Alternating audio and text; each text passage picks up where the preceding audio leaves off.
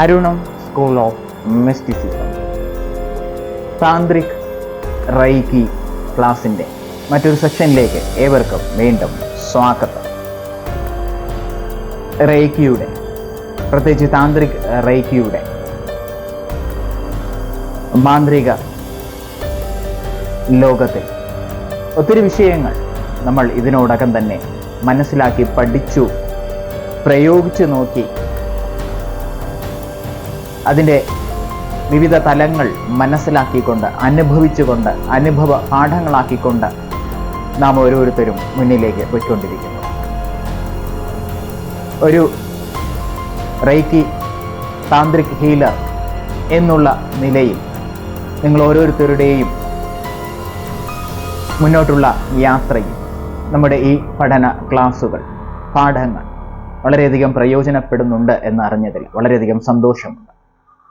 അനന്ത സാധ്യതകളാണ് താന്ത്രിക് റൈക്കിക്ക് പ്രത്യേകിച്ച് ഇന്നത്തെ കാലഘട്ടത്തിൽ ഉള്ളത്. വളരെയധികം സംഭാവനകൾ ഓരോ റൈക്കി താന്ത്രിക് ഹീലർക്കും ഇന്ന് സമൂഹത്തിന് നൽകുവാനുണ്ട്. അല്ലെങ്കിൽ അങ്ങനെ ഒരു ഹീലറുടെ സേവനം അനിവാര്യമായ ഒരു ഘട്ടമാണ് എന്ന് തന്നെ പറയാം. അതൊരു രോഗ വിഷയങ്ങളിൽ മാത്രം ഒതുങ്ങുന്നതല്ല എന്ന് ഇതിനോടകം തന്നെ നിങ്ങൾക്ക് മനസ്സിലായിട്ടുണ്ടാവും. റൈക്കി എന്നാൽ ഒരു രോഗ പരിഹാരം ചെയ്യാനുള്ള ഒരു ചികിത്സാ ശാസ്ത്രം എന്നുള്ള നിലയിൽ നിന്നുകൊണ്ട് അവിടെ നിന്നുകൊണ്ട് ഏറെ മുന്നിലേക്ക് സഞ്ചരിക്കുകയും ഇന്ന് ആധുനിക കാലഘട്ടത്തിൽ വളരെയധികം അവസരങ്ങൾ തുറന്നു വരികയും ചെയ്തിട്ടുണ്ട്. എന്തായാലും ഞാനത് ദീർഘിപ്പിക്കുന്നില്ല, ആ മുഖം നമ്മുടെ ക്ലാസ്സിലേക്ക് വരാം. അപ്പോൾ നമ്മൾ റൈക്കി സാധകരായിട്ടുള്ള, പ്രത്യേകിച്ച് താന്ത്രിക് റൈക്കി സാധകരായിട്ടുള്ള വ്യക്തികൾക്ക് പലപ്പോഴും അനുഭവപ്പെടുന്ന ഒരു വിഷയം, നമുക്ക് മാത്രമല്ല നമ്മുടെ ക്ലയൻസിനും ഒക്കെ അനുഭവപ്പെടുന്ന ചില വിഷയങ്ങളെ കുറിച്ചാണ്, അതിൻ്റെ പരിഹാരത്തെക്കുറിച്ചാണ് നമ്മൾ ഇന്ന് ചിന്തിക്കുന്നത്. അതായത് പലപ്പോഴും നമ്മൾ റൈക്കി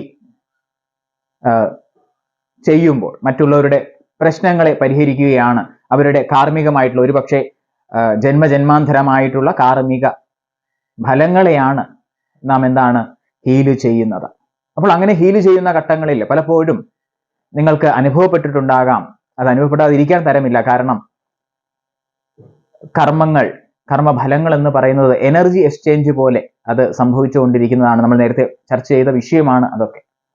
അപ്പൊ സ്വാഭാവികമായിട്ടും നമ്മൾ മറ്റുള്ളവരുടെ നെഗറ്റീവായിട്ടുള്ള അല്ലെങ്കിൽ പാപകർമ്മ ഫലങ്ങളെ ശുദ്ധീകരിക്കുവാനായിട്ട് ഇറങ്ങി പുറപ്പെടുമ്പോൾ, എങ്ങനെയാണോ ഒരു മാലിന്യ കുംഭാരത്തിൽ ഇറങ്ങി നിന്നുകൊണ്ട് നാം അതിനെ ശുദ്ധീകരിക്കാൻ ശ്രമിക്കുമ്പോൾ നമ്മുടെ ശരീരത്തിലെ മാലിന്യങ്ങൾ പെടുന്നത്, അല്ലേ?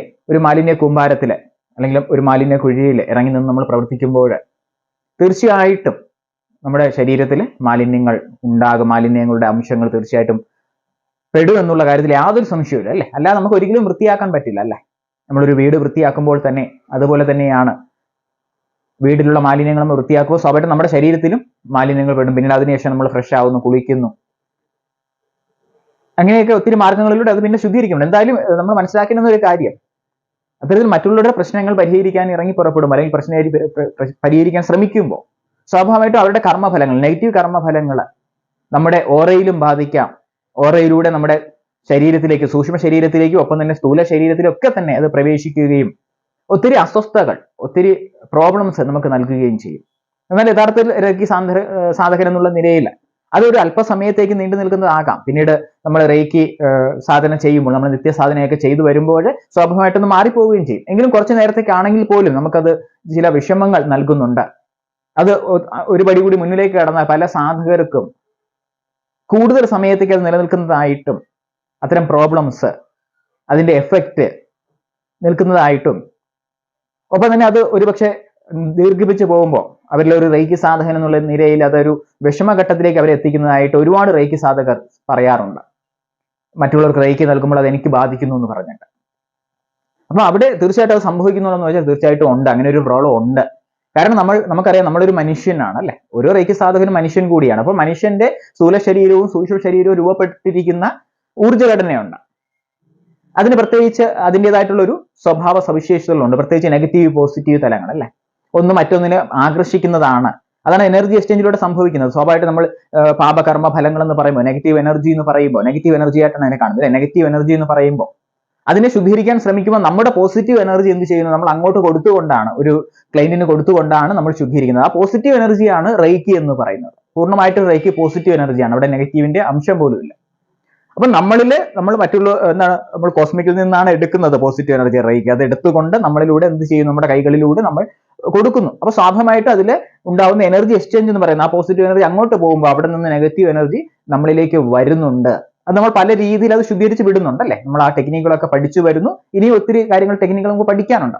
നമ്മൾ ആ അത്തരത്തിൽ എടുക്കുന്ന നമ്മുടെ ക്ലയന്റിൽ നിന്ന് എടുക്കുന്ന നെഗറ്റീവ് ഊർജ്ജത്തെ പോസിറ്റീവ് ആക്കി മാറ്റുന്നതിലേക്ക് ചില വിവിധ ഊർജ്ജ സ്രോതസ്സുകളിലേക്ക് നമ്മൾ അയക്കുന്നുണ്ട്, സെൻഡ് ചെയ്ത് കൊടുക്കുന്നുണ്ട് അല്ലേ.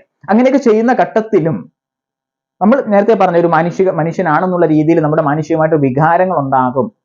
മനസ്സ് വളരെയധികം പ്രാധാന്യമാണ്. എത്രയൊക്കെ നമ്മൾ ശ്രമിച്ചാലും മനസ്സിൽ പഴുതുകൾ ഉണ്ടാവും.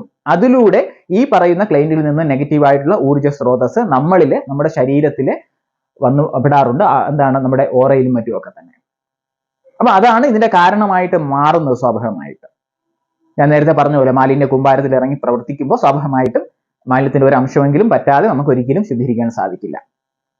അപ്പൊ അത്തരത്തിൽ വരുന്ന ആ മാലിന്യങ്ങളെ തീർച്ചയായിട്ടും ഒഴിവാക്കേണ്ടതാണ് അല്ലേ. വളരെ വേഗം ഒഴിവാക്കാൻ സാധിക്കും, അത്രയും നല്ലത്. കാരണം നമുക്ക് പിന്നീട് മുന്നിലേക്ക് പോകേണ്ടത് നമ്മുടെ വ്യക്തിപരമായിട്ടുള്ള കാര്യങ്ങളുണ്ട് ഓരോ സാധകനും. ഒപ്പം തന്നെ ചിലപ്പോൾ മറ്റൊരു ക്ലയന്റിലേക്ക് പോകേണ്ടി വരും. അപ്പൊ അതിന് സാധിക്കാതെ വരാം. ഇതൊരു ബ്ലോക്കേജ് ആയിട്ട് മാറുകയും പലപ്പോഴും പല രീതിയിലായിരിക്കും അസ്വസ്ഥത വരിക. പ്രത്യേകിച്ച് നെഗറ്റീവ് എനർജിയുടെ സാന്നിധ്യം പലരിലും എന്താണ്, അവരുടെ ശാരീരികമായിട്ടുള്ള ഒരു അസ്വസ്ഥതയിലേക്ക് പോവുകയും ശരീരത്തിന് ഒരു ബലക്കുറവ് ഉണ്ടാവുകയും ബ്ലോക്കേജസ് വരികയും ക്ഷീണം സംഭവിക്കുക, കൂടുതൽ ഉറക്കത്തിലേക്ക് പോവുക, ഒന്നും ചെയ്യാൻ തോന്നാതിരിക്കുക, ശരീരം പ്രവർത്തിക്കാൻ പറ്റാതെ പോകുന്ന ഒരു അവസ്ഥ ഉണ്ടാവും, ഒരു ഫീല്, ഒന്നിനും വയ്യാതെ ആകുന്ന ഒരു അവസ്ഥ, വയ്യ എന്ന് പറയേണ്ടി വരുന്ന ഒരു അവസ്ഥ, അങ്ങനെയൊക്കെ വരിക നെഗറ്റീവായിട്ട്. അതുപോലെ തന്നെ ഉദര സംബന്ധമായിട്ടുള്ള പ്രശ്നങ്ങൾ ഉണ്ടാവുക, കാരണം ഡൈജഷനുമായിട്ട് ബന്ധപ്പെട്ട പ്രോബ്ലംസ് വരിക. അല്ലെ ആ മാലിന്യങ്ങൾ വരികയും നമ്മുടെ ശരീരത്തിൽ മാലിന്യങ്ങളെ പുറന്തള്ളുന്ന സംവിധാനങ്ങളെ ബാധിക്കുകയും ചെയ്യും. അപ്പൊ അങ്ങനെയും വരാം. അപ്പൊ അത്തരത്തിലുള്ള ബുദ്ധിമുട്ടുകൾ ഉണ്ടാവുക. അപ്പൊ അത്തരം ഘട്ടങ്ങളിൽ അതിനെ ഒഴിവാക്കി വിടേണ്ടത് വളരെ അനിവാര്യമാണ്. അതിന് നമുക്ക് ഏറെ സഹായിക്കുന്ന ഒരു സിമ്പലിലേക്കാണ്, വളരെ പവർഫുൾ ആയിട്ടുള്ള ഒരു സിമ്പലിലേക്കാണ് നമ്മുടെ ഇന്നത്തെ ക്ലാസ്സിലേക്ക് വരുന്നത്.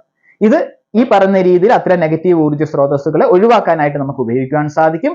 അതുപോലെ തന്നെ ഇതിന്റെ മറ്റൊരു വശമുണ്ട്. നമ്മൾ റേക്കി സാധന ചെയ്യുമ്പോൾ നമ്മൾ റേക്കി ആവാഹിക്കുന്ന ഘട്ടങ്ങളിലൊക്കെ തന്നെ, നമ്മൾ സെൽഫ് ഹീലിംഗ് ചെയ്യുന്ന ഘട്ടത്തിലൊക്കെ തന്നെ നമ്മൾ പോസിറ്റീവ് എനർജിയാണ് സ്വീകരിക്കുന്നത് അല്ലേ. അപ്പൊ അതിന്റെ ആധിക്യം കൊണ്ട്, അതായത് പോസിറ്റീവ് എനർജി റേക്കിയുടെ ആധിക്യം കൊണ്ട് കൂടുതൽ നമുക്ക് ആവശ്യമുള്ളതിൽ അധികം ഊർജ്ജം നമ്മളിൽ വന്ന് സ്വരൂപിക്കപ്പെടുകയും അത് അതിന്റെ ഒരു സാന്നിധ്യം എന്ന് വെച്ചാൽ ആ പോസിറ്റീവ് എനർജിയുടെ സാന്നിധ്യം കാരണം അത്തരത്തിൽ നമുക്ക് അസ്വസ്ഥതകൾ വരാം. രണ്ട് രീതിയിലും വരും. കാരണം നമ്മളൊരു മനുഷ്യനാണ്, ഞാൻ നേരത്തെ പറഞ്ഞതുപോലെ നമ്മുടെ ഇത് രണ്ടും നെഗറ്റീവ് പോസിറ്റീവ് ചേർന്നതാണ് നമ്മുടെ ശരീരം എന്ന് പറയുന്നത്, സ്ത്രീ ശക്തിയും പുരുഷ ശക്തിയും ചേർന്നത്. അപ്പൊ ഏതെങ്കിലും ഒന്ന് അധികമായാൽ, അത് രണ്ടായാലും ദോഷം തന്നെയാണ്, അല്ല അമൃത് അധികമായാലും വിഷം എന്ന് പറയുന്നത് പോലെ. അപ്പൊ പോസിറ്റീവ് എനർജിയുടെ ആധിക്യം കൊണ്ട് നമുക്ക് പല രീതിയിലുള്ള പ്രയാസങ്ങൾ ഉണ്ടാകാം. പ്രത്യേകിച്ച് ബോഡി ഹീറ്റ് വളരെയധികം വർദ്ധിക്കുക, ശരീരത്തിന്റെ ഉള്ളിൽ, പ്രത്യേകിച്ച് ശരീരത്തിന്റെ ഉള്ളിലുള്ള ഹീറ്റ് എനർജി വളരെയധികം വർദ്ധിക്കുകയും, ഹീറ്റ് എനർജിയാണ് അല്ലെ സൂര്യൻ, നമ്മൾ ഏറ്റവും കൂടുതൽ പോസിറ്റീവ് 100% പോസിറ്റീവ് എന്ന് പറയുന്ന നവഗ്രഹങ്ങളിൽ ഒന്ന് സൂര്യനാണ് അല്ലെ. സൂര്യന് മാത്രമേ ഉള്ളൂ 100% പോസിറ്റീവ് എനർജി. അപ്പൊ സൂര്യന്റെ എനർജിയാണ് ശരിക്കും, അതുപോലെയുള്ള എനർജിയാണ് നമ്മളിലേക്ക് വന്നു ചേരുക. അപ്പൊ അത് അധികം വന്നാലും നമ്മുടെ ശരീരം അതുപോലെ തന്നെ ചുട്ടുപൊള്ളാം അല്ലെ. നമുക്ക് ഒന്നിനും സാധിക്കാം, അഗ്നി കൂടുതലായാലും നമുക്ക് ഒന്നിനും സാധിക്കില്ല, ഭയങ്കര അസ്വസ്ഥത ഉണ്ടാവും. പിന്നെ AC കയറി ഇരുന്നാൽ പോലും വേർക്കും, അത്രയ്ക്ക് പവറാണ് റേക്കിയുടെ. അപ്പൊ അത് അത്തരത്തിലും വളരെയധികം പ്രയാസങ്ങൾ ഉണ്ടാവും, ശാരീരികമായിട്ടുള്ള ബുദ്ധിമുട്ടുകൾ. അഗ്നിയുടെ ആധിക്യം കൊണ്ട് ശരീരത്തിൽ വളരെ രോഗാവസ്ഥകൾ ഉണ്ടാകാനുള്ള സാധ്യതയുണ്ട്. അതുപോലെ തന്നെ അത് അസ്വസ്ഥത ഉണ്ടാവും, പ്രത്യേകിച്ച് ഉറക്കം ഇല്ലാതാവുന്ന അവസ്ഥ. രാത്രി കിടന്ന് ഉറങ്ങാൻ പറ്റത്തില്ല, ചൂട് കാരണം. ഉൾച്ചൂടും പുറമേയുള്ള ചൂട് രണ്ടും. അത് പ്രത്യേകിച്ച് വേനൽക്കാലങ്ങളിലൊക്കെ തന്നെ നമുക്കത് കൂടുതൽ ബുദ്ധിമുട്ടുണ്ടാവും സാധന ചെയ്യുന്ന ഘട്ടങ്ങളിൽ. അപ്പൊ അതിനെ നമുക്ക് തരണം ചെയ്യേണ്ടതുണ്ട്. ഇത് രണ്ടിനും തരണം ചെയ്യണം. നെഗറ്റീവ് എനർജിയുടെ ആധിക്യവും പോസിറ്റീവ് എനർജിയുടെ ആധിക്യത്തെയും നമുക്ക് ബാലൻസ് ചെയ്യേണ്ടതുണ്ട് അല്ലെ. ബാലൻസ് ചെയ്യുക എന്ന് പറയും. ഒട്ടേറെ കാര്യങ്ങൾ അതിന് ചെയ്യാൻ നമുക്ക് സാധിക്കും. പക്ഷെ അതിൽ എഫക്റ്റീവ് ആയിട്ടുള്ള ഒരു മെത്തേഡാണ് ഇവിടെ നമ്മൾ പഠിക്കുന്നത്. മറ്റേ നമ്മൾ എർത്ത് ചെയ്ത് വിടുന്ന മെത്തേഡുകളൊക്കെ നമ്മൾ നേരത്തെ പഠിച്ചിട്ടുണ്ട് അല്ലെ. അതൊക്കെ നമുക്ക് പ്രയോഗിക്കാം. ഇനിയും ഉണ്ട് ഒത്തിരി മെത്തേഡ്, അത് നമുക്ക് പഠിക്കാം. പക്ഷെ ഇന്ന് ഇവിടെ നമ്മൾ ചെയ്യുന്ന സിമ്പലിന്റെ പ്രാധാന്യത്തെ കുറിച്ചാണ് ഞാനിപ്പോ ഇവിടെ പറഞ്ഞു വന്നത്. നമുക്ക് ആ സിമ്പലിലേക്ക് വരേണ്ടതുണ്ട്. വളരെ ലളിതമായിട്ട് ഉള്ള ഒരു സിമ്പലാണ്, വളരെ ലളിതമായിട്ടുള്ള ഒരു സിമ്പലാണ്. അതിന് പറയുന്ന പേരാണ് രാഹു.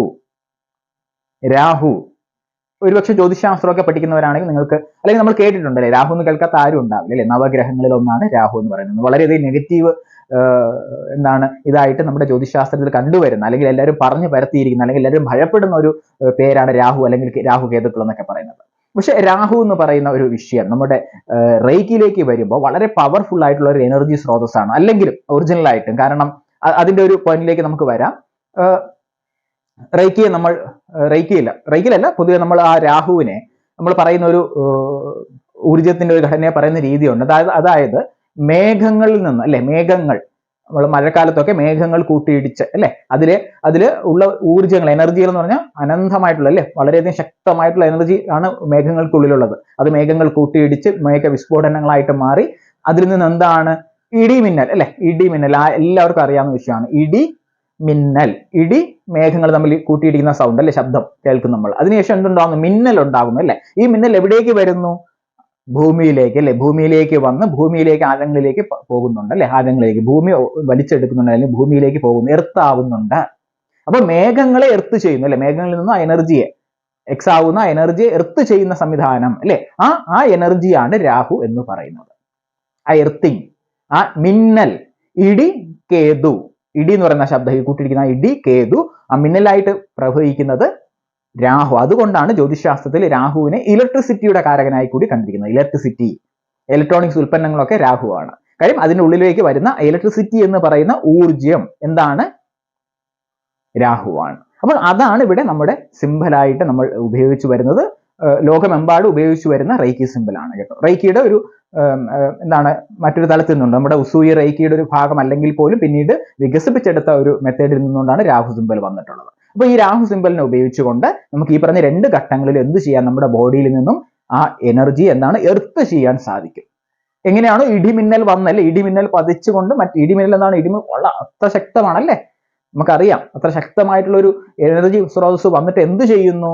മേഘങ്ങളിൽ ആ എനർജിയെ ചെയ്യുന്നത് പോലെ എന്ത് ചെയ്യുന്നു? നമ്മുടെ ശരീരത്തിൽ നിന്നും ആ കെട്ടിക്കിടക്കുന്ന ഊർജ്ജങ്ങളെ ആയാലും ശരി, നെഗറ്റീവ് ഊർജ്ജമായാലും ശരി, പോസിറ്റീവ് ആയാലും എല്ലാത്തിനും ഒരു ബാലൻസ് ചെയ്യാനായിട്ട് എന്താണ് താഴേക്ക് ഭൂമിയിലേക്ക് പ്രവഹിക്കുക. അപ്പൊ നമ്മുടെ ശരീരത്തിൽ കെട്ടിക്കിടക്കുന്ന എന്താണ് ഈ നെഗറ്റീവായ എനർജികളൊക്കെ തന്നെ എന്ത് ചെയ്യുന്നു? എർത്ത് ചെയ്യപ്പെടും, ഭൂമിയിലേക്ക് എർത്ത് ചെയ്യപ്പെടും. അതാണ് വളരെ സിമ്പിൾ ആയിട്ട് നടക്കുന്ന പ്രക്രിയ എന്ന് പറയുന്നത്. ഇനി നമുക്ക് ആ സിമ്പിളിലേക്ക് വരാം.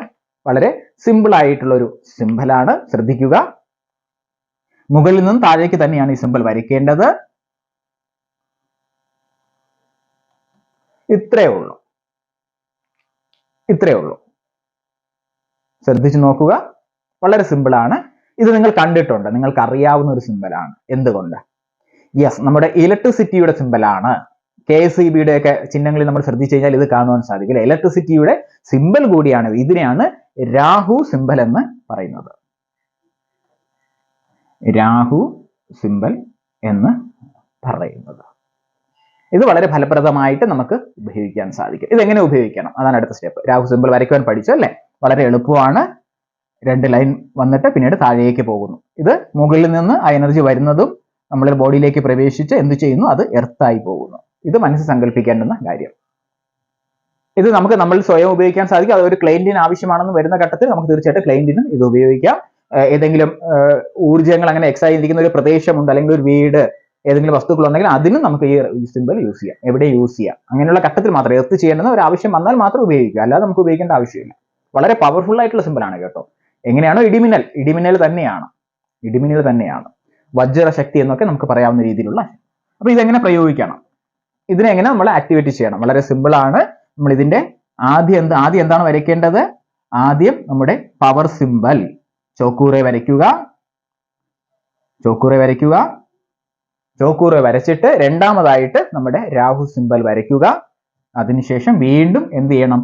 ചോക്കൂറെ വരച്ചുകൊണ്ട് അതിനെ ആക്ടിവേറ്റ് ചെയ്യണം. ഇങ്ങനെ ആ സിമ്പലിന്റെ ഇരുവശങ്ങളിലും നമ്മൾ പവർ സിമ്പൽ വരയ്ക്കുമ്പോഴാണ് അത് ആക്ടിവേറ്റ് ചെയ്യപ്പെടുക.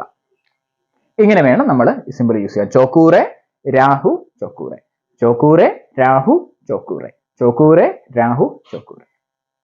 ഈ രീതിയിൽ അത് നമ്മൾ എനർജി ഇൻവോക്ക് ചെയ്തതിനു ശേഷം നമ്മൾ ഈ പറയുന്ന ഘട്ടത്തിൽ, ആവശ്യം വരുന്ന ഘട്ടത്തിൽ ഈ സിമ്പലിനെ എന്ത് ചെയ്യണം?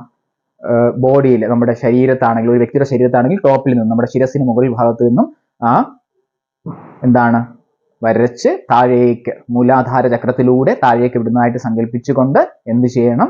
രാഹു സിമ്പൽ വരയ്ക്കുക. ഇരുഭാഗങ്ങളിലാണ്, എന്താണ് ബോഡിയുടെ ഇരുഭാഗങ്ങളിൽ, വലത് ഇടത് ഭാഗങ്ങളിലായിട്ട് ചോക്കൂറ വരയ്ക്കണം. അപ്പൊ നമ്മൾ സ്റ്റാർട്ട് ചെയ്യുമ്പോൾ ഏതെങ്കിലും ഒരു സ്ഥലത്ത് നിങ്ങൾക്ക് സ്വയം ചെയ്യുകയാണെങ്കിൽ നിങ്ങളുടെ ലെഫ്റ്റ് സൈഡിൽ നിന്നും, നിങ്ങളുടെ ലെഫ്റ്റ് സൈഡിൽ ചോക്കൂറ വരച്ച് നടുക്ക് രാഹു സിമ്പൽ വരച്ച് റൈറ്റ് സൈഡിൽ വീണ്ടും ചോക്കൂറ വരയ്ക്കുക. ക്ലൈന്റിന്റെ ഭാഗത്താണെങ്കിൽ ക്ലൈന്റിന്റെ ലെഫ്റ്റ് സൈഡിൽ നിന്നും നമ്മുടെ ലെഫ്റ്റ് സൈഡ്, അപ്പൊ ക്ലൈന്റിന്റെ റൈറ്റ് സൈഡ് വരും.